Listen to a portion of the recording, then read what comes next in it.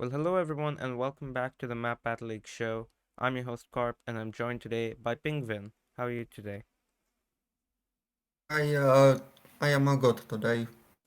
Okay, well, we've got week 7 up for you all here today, and let's just get straight into it with Division 1. And sadly, it starts off with a loss for me. Five wins this week. Orpheus, Solar Sensei, Boxer, Soviet Spy, and M. the Baseman all coming out with wins. Um, yeah. Any sort of surprise results over here for you? Mm, no, I'm not really surprised. Okay. Yeah. We do have a double 25K for Moist Flubber and Sheldon. One of the more interesting matchups here in the U.S. state capitals. But Sheldon does come out with a win on time there. Um, and actually one more with Box against Barry, which did end in a full-out draw. Um, which ended up going in Box's favor. Uh, but yeah, a lot of 25Ks all around. I guess that's what you'd expect from Division 1. Yes, that is kinda expected. Seeing as Division 1 are the best players in the league. Yeah. Uh, there's a few bonus points also to go around. I pick up one, coming within 5 points of Solar Sensei. But yeah, let's move on to the standings for the week. Not a lot of movement over here. Um, yeah, mostly at the bottom and the top of the table, but in the middle, not a whole lot of movement. Yes, and they are all still very close to each other. The 10th place is just 4 points behind the second place. Yeah. With just one week, you could go, one win in a week, you could go from being in relegation all the way into the playoffs. Uh, and yeah, as we cross the halfway mark, it's still very close all the way through. Uh, yeah. Currently, we do see Orpheus on a 3-win streak, and he's making his way up the table. Uh, but yeah, let's take a look at the fixtures for week 8. Orpheus goes up against Boxer, so I guess we'll see whether he can keep up that win streak, won't we? Yeah, but I would expect Baksa to have an upper hand on his map choice, seeing as he is German and playing on Germany map. Yeah, for sure. Um, Other than that, we do see a fair few urban maps. Barry and I are both playing on urban maps against each other. Barry has gone for Hatiai in Thailand, and I have Malihound, so that's probably going to be a very high scoring and very close match. Uh, I'd say. Um, Other than that, any matches that you're particularly looking forward to?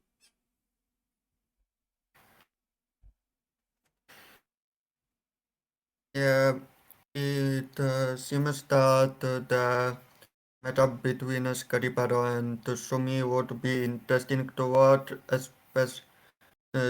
especially with Sumi playing on Lagos, which is in his country. So we will see if he can keep getting good scores on his home maps. Yeah, I mean I played against him a few weeks ago in Lagos, and he absolutely destroyed me. So I think he's definitely a favorite for that one. We do have a few. Yeah, Sorry. yeah, and he also is the only Nigerian player. So always the when there is a Nigerian map in the map pool, he is almost guaranteed to get it. Yeah, for sure. We do have a few other sort of home maps, I guess. I uh, the Carpathians, which Paulinho's playing on, should mostly be home territory for him. And even M the Basement with Greater Brabant has a sort of home map there. But and then of course Boxer with Germany. But other than that, a lot of world maps or like just very large maps around here. Uh, Yes, yes. yeah. Okay. Well, let's take a look at Division Two, and here we see two matches ending in 225Ks. Setúbal in Portugal and the St. Lawrence River.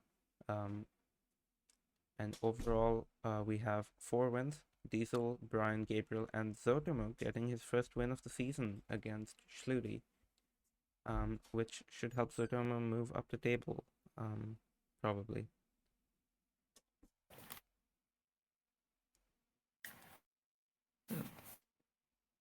Um, Yes. yeah. Again, over here, only 2 matches ending close enough to get to a tiebreaker, and both of them going out in time.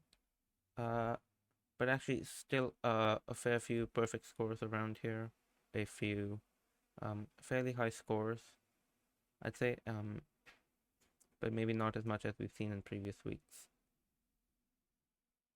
Yes, and the Brian getting a perfect score on Indianapolis, which is his home map, and was very close to get a second perfect score on just another world map. Also, then Danny Blond's getting two perfect scores, Yes. which will help him in the weekly order. Mhm. Yeah, Danny Blunt is almost guaranteed to be at the top of the weekly order, and Brian probably in second, just 14 points off of a total of Yeah. 50,000. Um, yeah, that's a great score from him. Uh, yeah. Well, here are the standings as they've turned out. Again, not a lot of motion. We see a bit of it down in the bottom near the relegation spots, and then we have Brian moving up into third place. But actually, what we do see is Zotomo, even with his win, stays in the same spot down in 13th, but is a little closer to sort of getting out of the red there. Yes, and Danny Blonets, even despite getting the perfect scores, only drawn his match, so he moved up a little bit, but not too much. Yeah, I believe they move up from 10th to 8th. But yeah, I don't think he can be too mad with that performance, and it's still very close here. Just 3 points Yeah, separate, third place from ninth. yes, it is everywhere really close. Yeah. Well, here are the fixtures for week 8.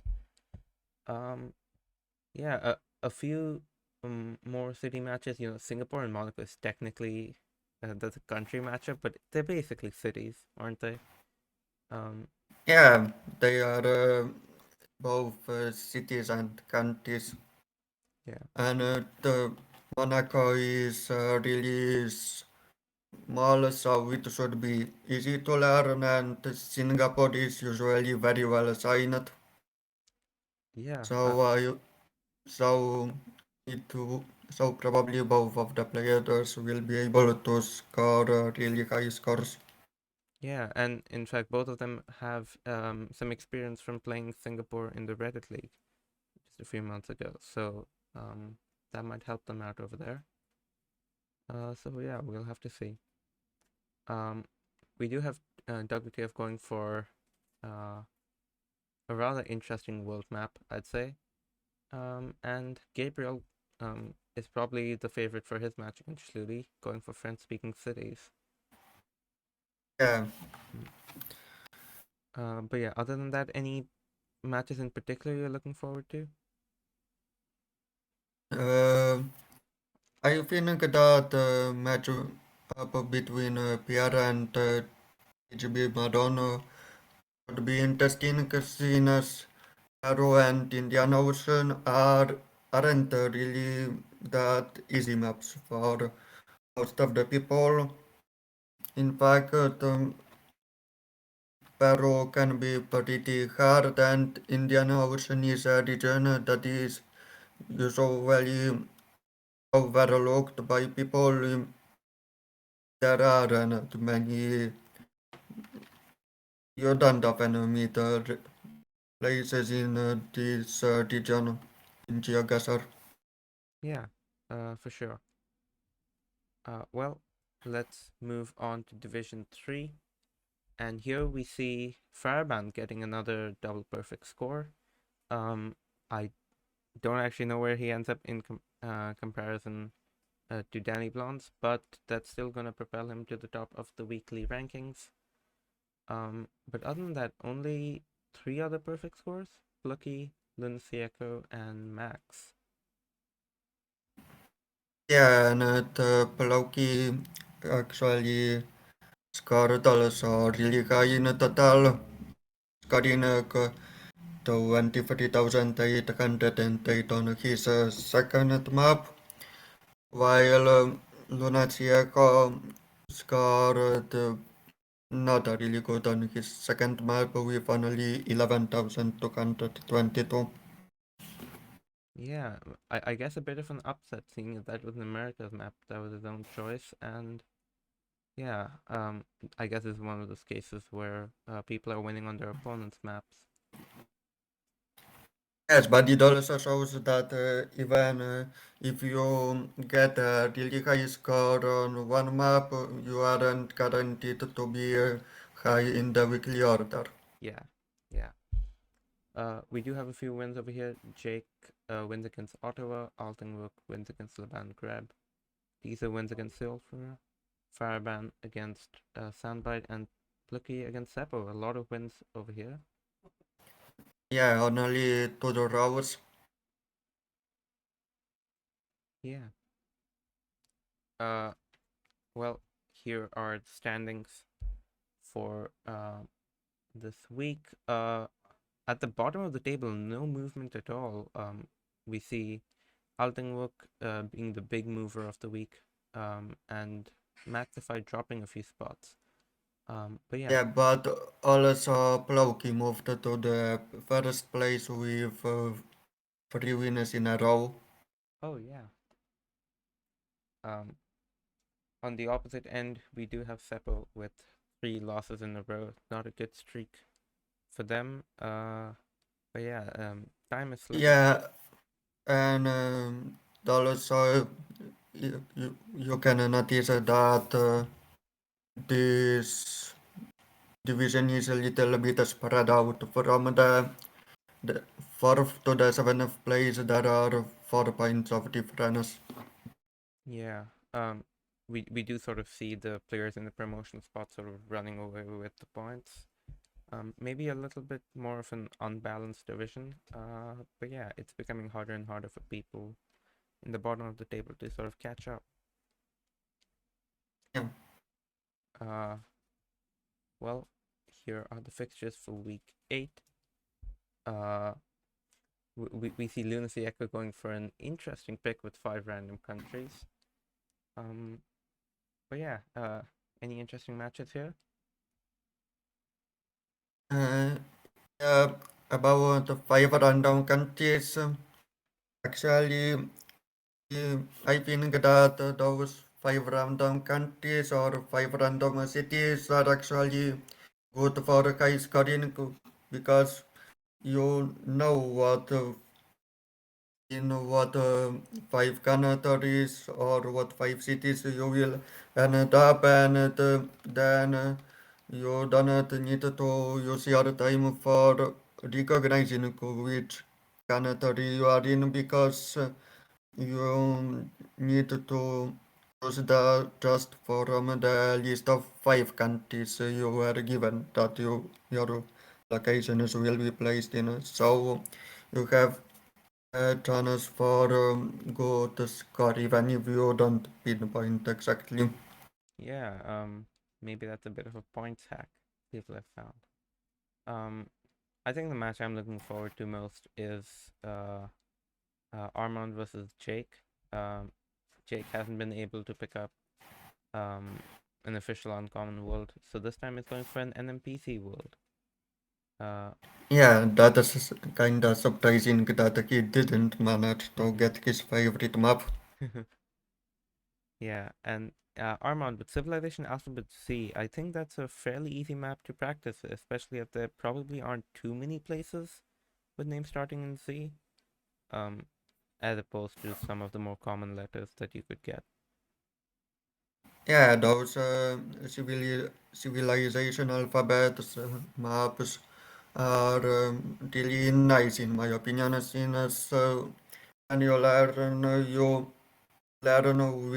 the in which cities you may end up in certain countries because usually there aren't too many cities in one country on this map.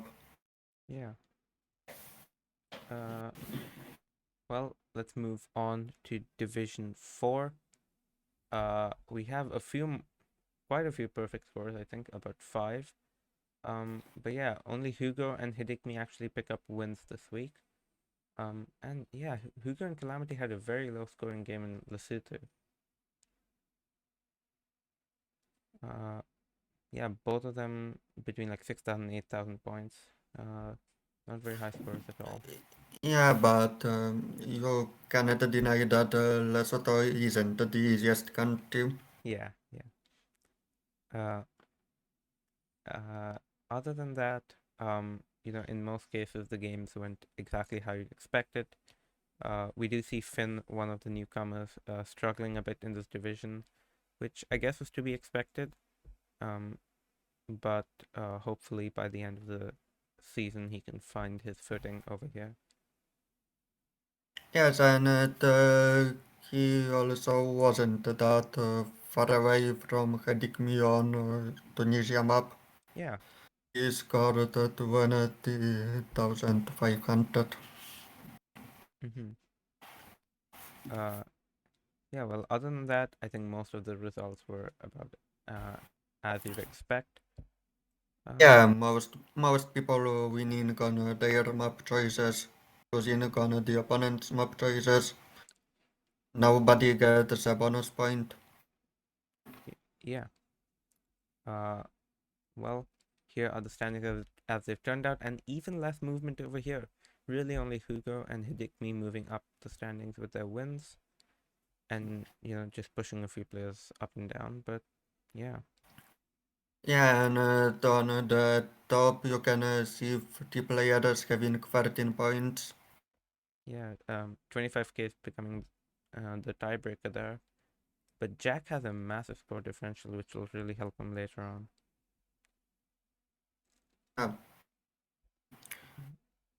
Uh, Yeah. hello, Sorry, go ahead. um, now you can go ahead. Okay. Uh, yeah. Well, it's still fairly close at the top, but as we've seen in the last few weeks, Jack and Clemens have really cemented their position at the top. So I would be surprised if one of the other players just below can maybe break into those top two spots, but we'll just have to wait and see. Um, yeah. Here are the fixtures for week 8. Uh, we've got quite a few urban maps around here, but I think the first map itself over here, Renata versus Bitlympics, I think Renata is a clear favorite to win here, especially with Banska Bystrica as Yeah, the home map. I come advantage and the other map is a map that it is usually possible to get a really high score. So yeah, it is high possible that Renata will win here. Yeah. We also see Calamity going with Kyrgyzstan, which I think is one of his favorite countries to play. So I'm sure he's confident in that. But yeah, both of them going for Taipei. Uh, sorry, Outbook are going for Taipei, which both of them are going to play in Formula G. So, they have some experience there, and we'll see how that applies here. Yeah, also Clemens goes for 5 urban locations in Austria, which should give him an advantage. For sure. Um, yeah, and I think we'll also see a high scoring game out of Bestetli versus Edward, both urban maps. Um, I'm sure they won't struggle too much there. Yeah, although Plovdiv maybe pretty hard scenes in Bulgaria, they use Cyrillic alphabet. Hmm. Yeah, I don't know if they know Cyrillic, but um, yeah.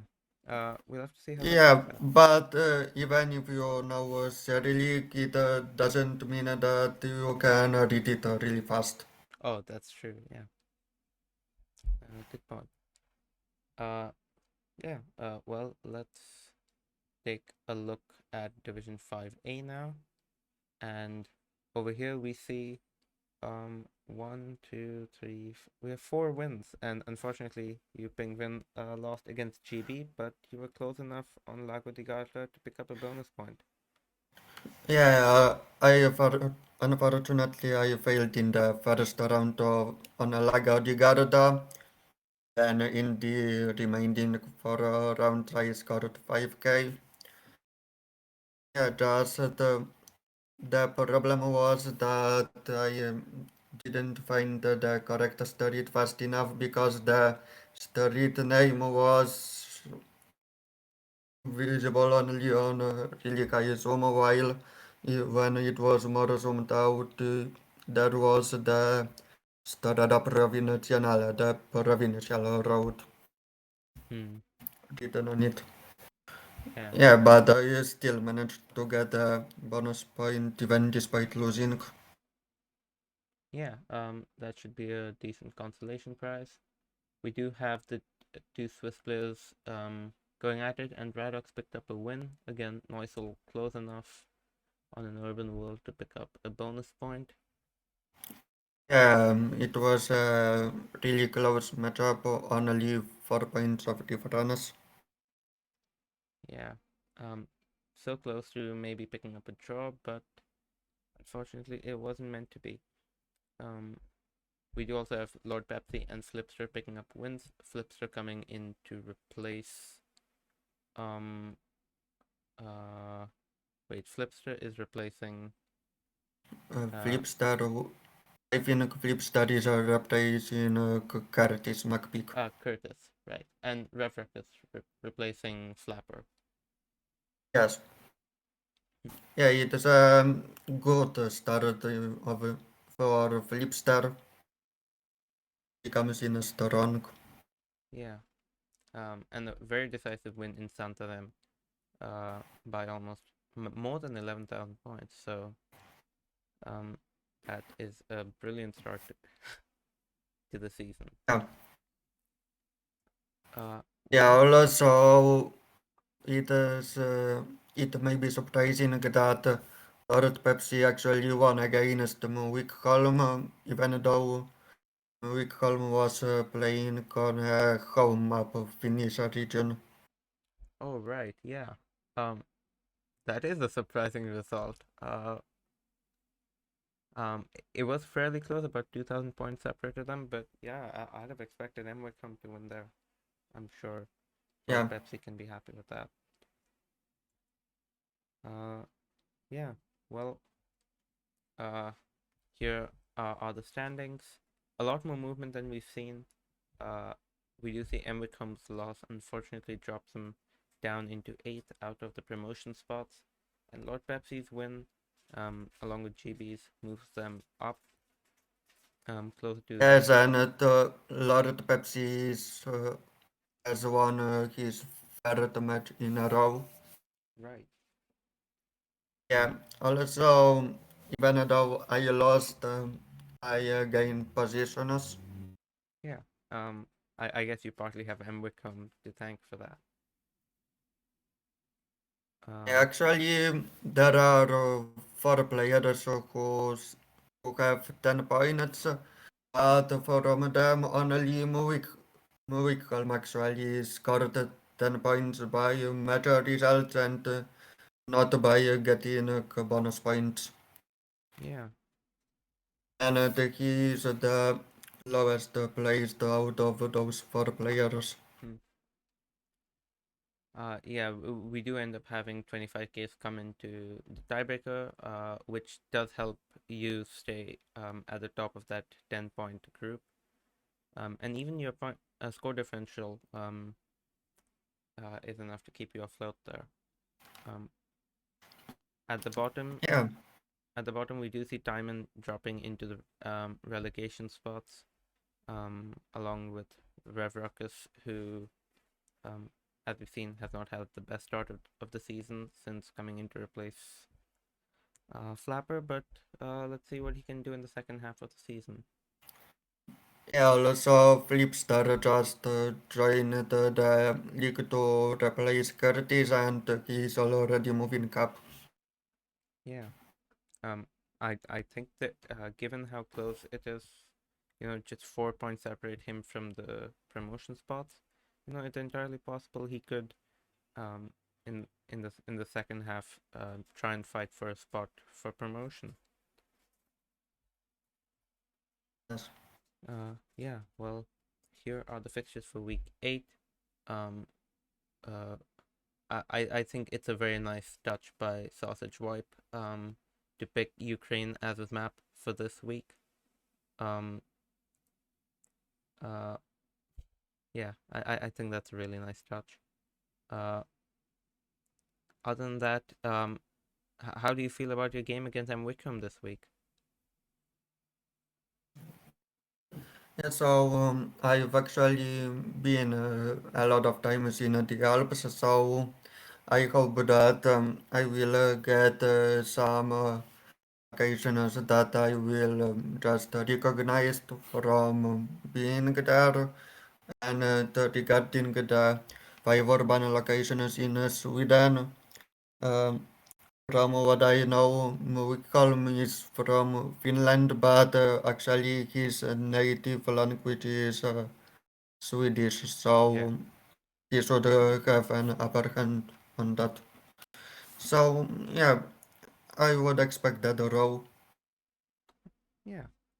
Uh, Other than that, I think Radox has a significant advantage with St. Gallen, uh, has his map of choice, and even GB with Finnish Islands. Yes, and I think that also interesting will be a matchup between Noisel and Lord Pepsi on five urban locations in Greenland and the civilization alphabet Q. Yeah, those should be interesting maps. Yeah, again, not many cities start with Q, so that might be easier than you'd think. And Other than just a lot of cities and towns named Queenstown or something hmm, in all of English-speaking countries. right. And yeah, even Greenland could be difficult. Urban locations aren't easy to find, and Yes, and if you don't guess the correct the town, you are at least a couple hundreds of kilometers away. yeah, that should be an interesting match to look out for. But yeah, let's move on to Division 5B, and uh, we do see Dakapaka not playing in the end, unfortunately, which gives Letomp the win. We also see Arca and Wakelock picking up wins. Wakelock just missing a perfect score in the US by 1 point. Yeah, that is really unfortunate for him. Um, it, it always hurts a lot to score 24,999. Yeah, Yeah, it is the probably the most painful experience you can experience in a GeoGuessr. for sure. Uh, we do have Valentin Rebia picking up a bonus point against Arga. Um, just barely though. If he had like 4 points less, he wouldn't have picked up that bonus point. So that's fortunate for him. Uh, but yeah, that match on an unusual world was not high scoring at all. That's not gonna help them with the weekly order. Yeah, so also in the other matchups, Anko got one on his map in Malaysia, which was expected since he's from Malaysia, lo- he got a draw against Jean Harrison. Yeah. Jota did pretty well for Cambodia, I guess. Normally it's very difficult, but I think 17,000 is still a brilliant score for Yes, them. but also I don't think that it is a big city. So you can probably just play a lot to just learn all of the locations in that city, Yeah, fair enough. even if you cannot read anything. Hmm. Yeah, normally in Cambodia it's a struggle if you can't read Khmer, but yeah, I guess in the city you don't need it that much. Um, but yeah, other than that, mostly results Uh, you'd expect. yeah, Sorry. also Kiribati for life, losing on Oceania, Hmm. although Kiribati is his spiritual homeland. Yeah, spiritual homeland. I like that. Yeah, and it was less than 50 points from a bonus point. Yeah. Um, that's sort of the opposite of what happened to Valentin Rebia.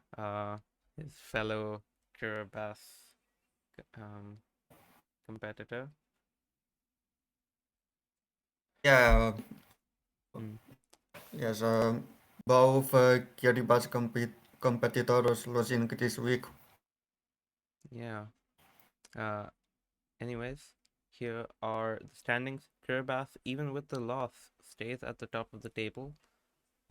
Although Guala Wizards draw does um uh put him on level points with Kiribati. Um, and at Yeah, i- so in this division, everyone is still close to each other from fifth place to the 11th. There are only 3 points, one win. yeah, yeah. And with Arca's win this week, they're the only ones to really move up in the table.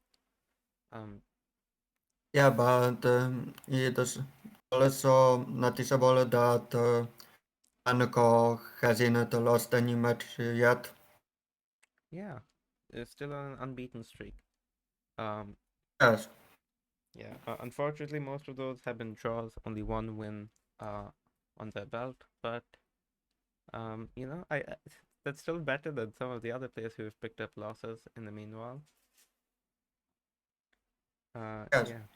Um, Dakapaka is unfortunately sort of slipping away from the rest. Um, like 6 points away from getting out of relegation. That um can't be easy to overcome.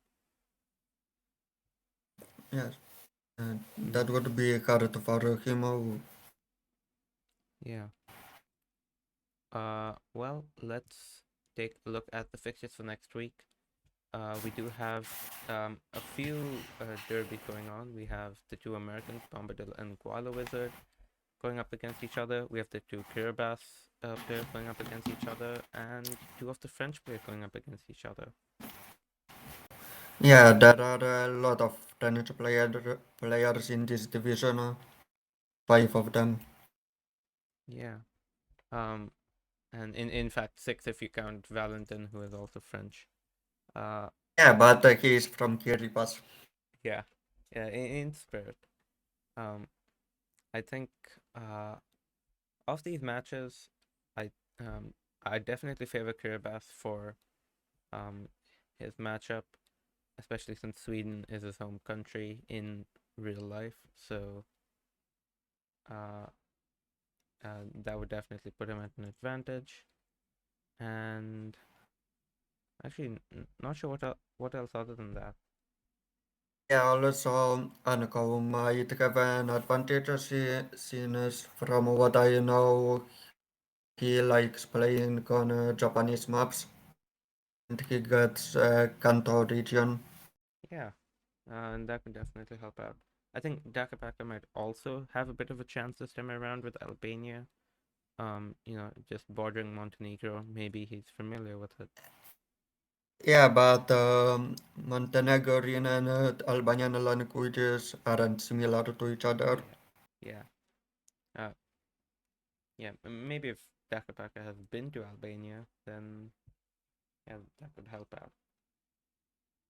Yes, and also both Montenegro and Albania have rifts in the sky. Yes, I'm sure he'll recognize the rift.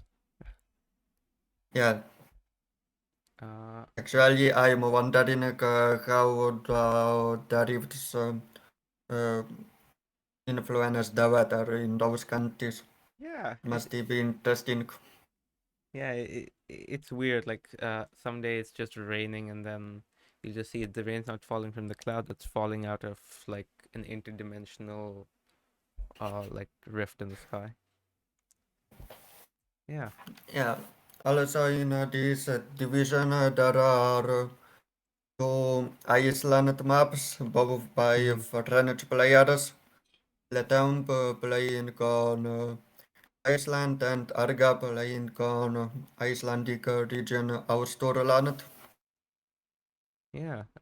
Weird that the two Iceland maps came up here and none of them went to Altingvik up in Division 3. Uh. Yeah, yes, yes. Mm-hmm. Yeah. Well, that's gonna do it then. For week 7. Uh, Pingwin, thanks for coming on the show. Yeah, thank you for hosting me.